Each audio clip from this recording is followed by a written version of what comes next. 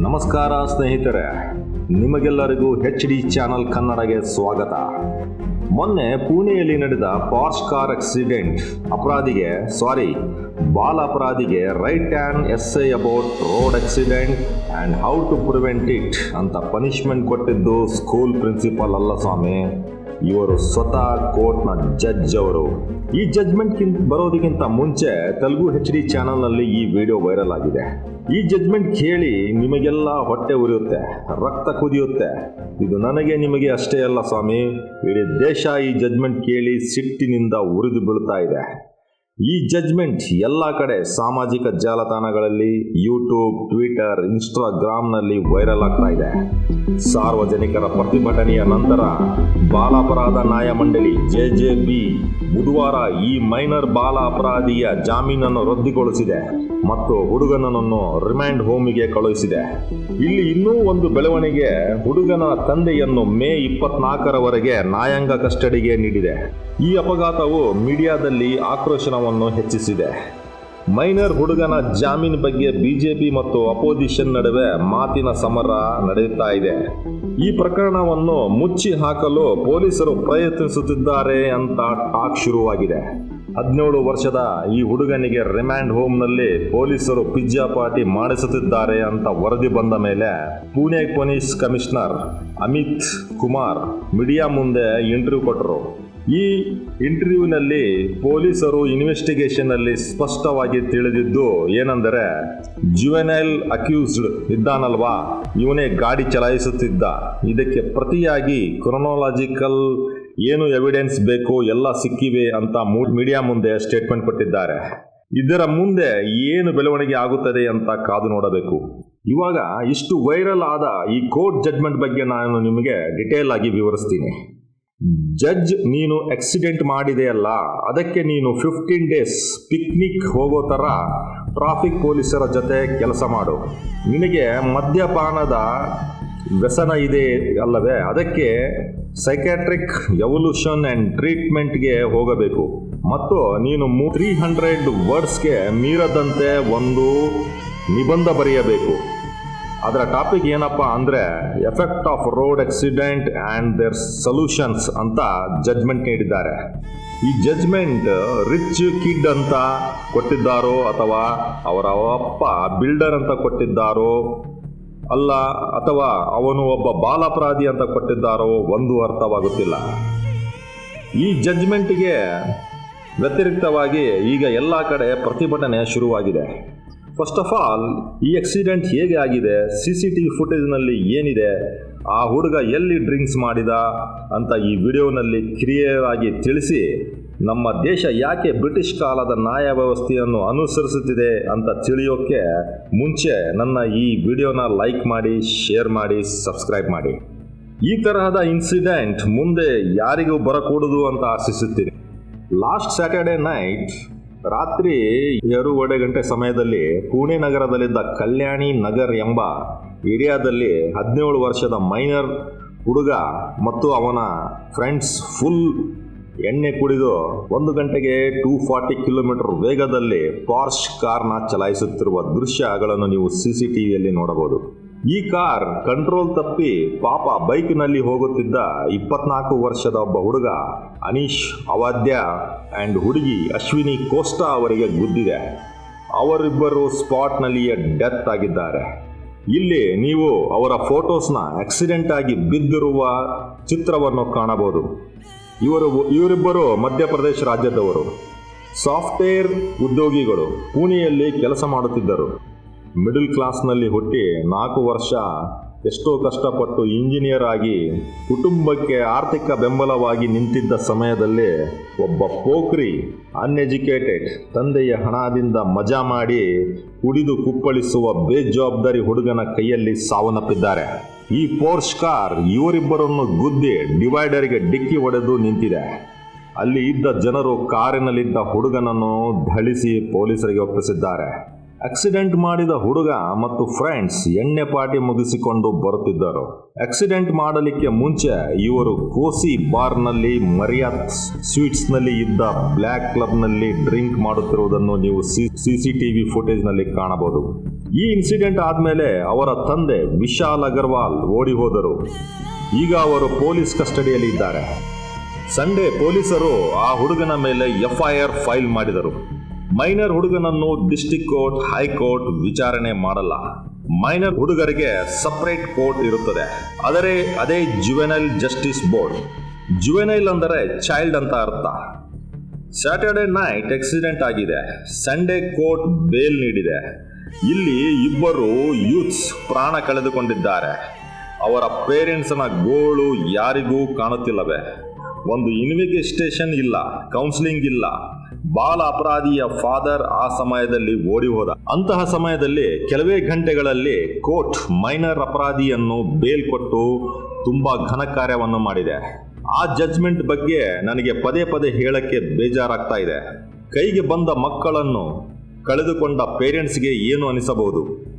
Actual ಆಗಿ Sunday ದಿನ Mansi paradise ಎಂಬ ಜುಡಿಷಿಯಲ್ ಚೀಫ್ ಮ್ಯಾಜಿಸ್ಟ್ರೇಟ್ ಲೀವ್ ನಲ್ಲಿ ಇದ್ದರು.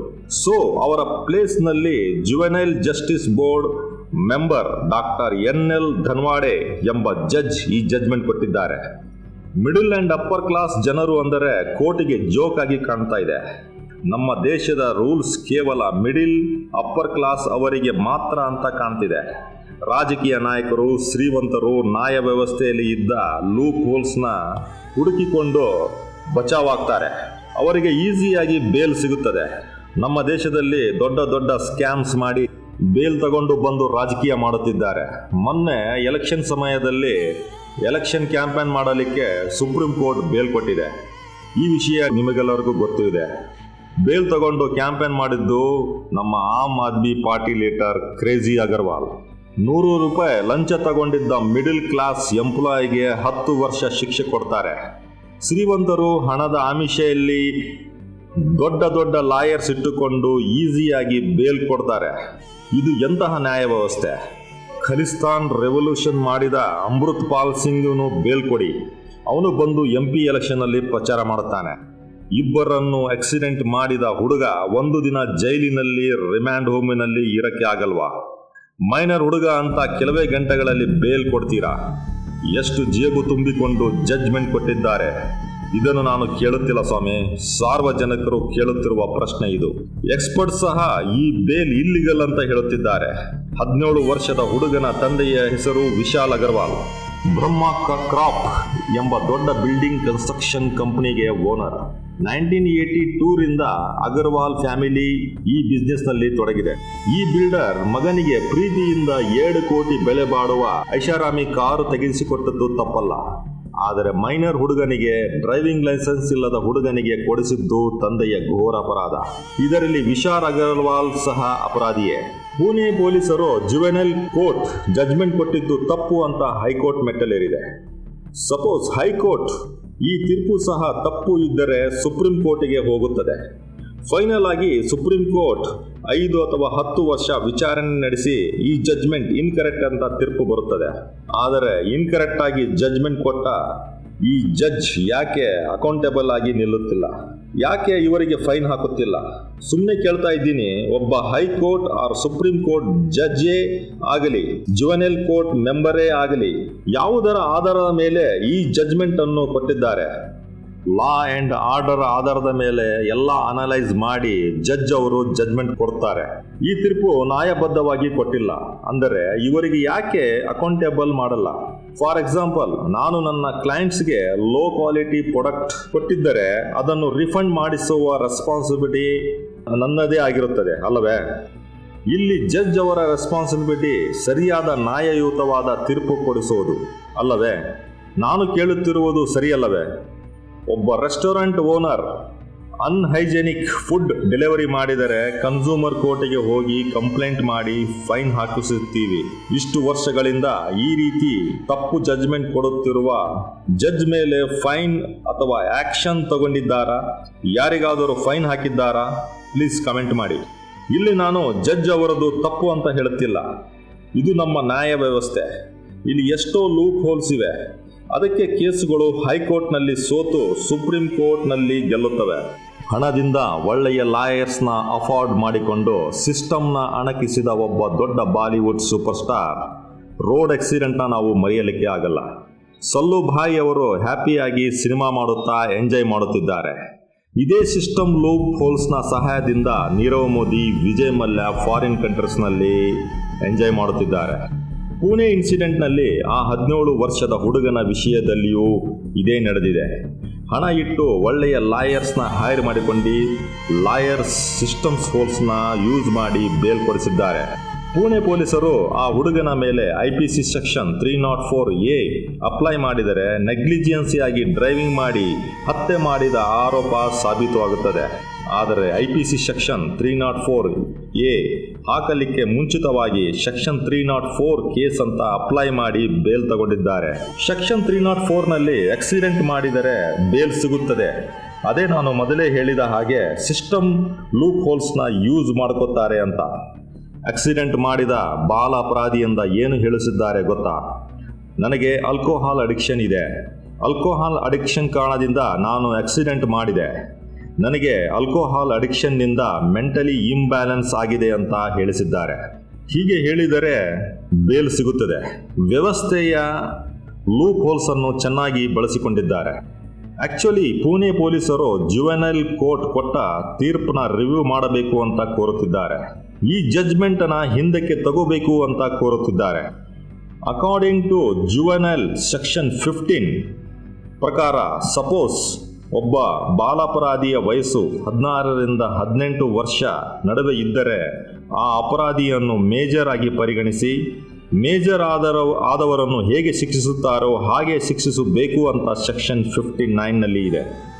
ಒಟ್ಟಿನಲ್ಲಿ ಈ ಎಲ್ಲ ಬೆಳವಣಿಗೆಗಳಿಂದ ಜುವೆನೈಲ್ ಕೋರ್ಟ್ ಈ 17 ವರ್ಷದ ಆರೋಪಿಯ ಜಾಮೀನನ್ನು ರದ್ದುಗೊಳಿಸಿದೆ. ಆರೋಪಿಯನ್ನು ರಿಮಾಂಡ್ ಹೋಮಿಗೆ ಜೂನ್ 5ರವರೆಗೆ ಕಳುಹಿಸಲಾಗಿದೆ. ಈ ಕೇಸಿನಲ್ಲಿ ಬಾಲ ಅಪರಾಧಿಯನ್ನು ವಯಸ್ಕ ಎಂದು ಪರಿಗಣಿಸಲು JJBಗೆ ಮರುಪರಿಶೀಲನಾ ಅರ್ಜಿಯನ್ನು ಸಲ್ಲಿಸಿದ್ದೇವೆ ಅಂತ ಪುಣೆ ಪೊಲೀಸ್ ಕಮಿಷನರ್ ಅಮಿತೇಶ್ ಕುಮಾರ್ ಹೇಳಿದ್ದಾರೆ. ಆರೋಪಿ ಫ್ರೆಂಡ್ಸ್ ಮತ್ತು ಬಾರ್ ಸಿಬ್ಬಂದಿಯನ್ನ ಕಸ್ಟಡಿಗೆ ಕೇಳಿದ್ದಾರೆ. ಈ ಪ್ರೊಸೆಸ್ ನಡೀತಾ ಇದೆ. ಬಾಲ ಅಪರಾಧಿಯನ್ನು ಪೊಲೀಸರು ಪಿಜ್ಜಾ ತಿನ್ನಿಸಿ ಜಡ್ಜ್ ಎಸ್ಸೆ ಬರೆಸಿ ಕಳಿಸುತ್ತಾರೋ ಅಥವಾ ಕ್ಷಮಿಸಲಾರದ ಅಪರಾಧ ಮಾಡಿದ್ದಕ್ಕೆ ವಯಸ್ಕ ಅಂತ ಪರಿಗಣಿಸಿ ಶಿಕ್ಷೆ ಕೊಡುತ್ತಾರೋ ಕಾದು ನೋಡಬೇಕು. ಕಾಂಟೆಂಟ್ ಇಷ್ಟವಾದರೆ ಕಮೆಂಟ್ ಮಾಡಿ, ಲೈಕ್ ಮಾಡಿ, ಸಬ್ಸ್ಕ್ರೈಬ್ ಮಾಡಿ. ಜೈ ಹಿಂದ್.